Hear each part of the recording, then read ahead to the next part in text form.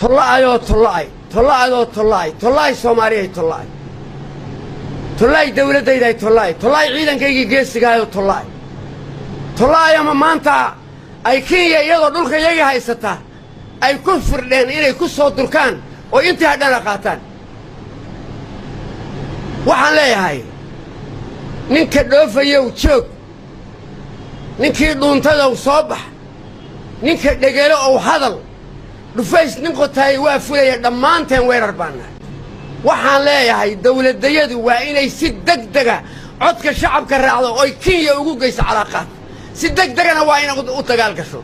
daraarta afraadna waa inay Nairobi tagaan ciidamayadu oo qabsadaan adduunkana waxaan u sheegaynaa caalamka inay gardarradu nagu badan tahay waxay oran jireen unadu ama la sheegi jireen waxay oran jireen dawlad xore lama weerari karo waana la weeraray maxay ka hadleen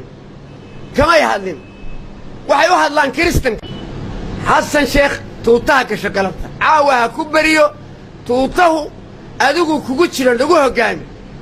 ma toliid ma Soomaali liid ma ciidan liid ma dhalinyaro liid ma hub liid ma dhaqaale liid wax ka baqaysa ma jiro nahorma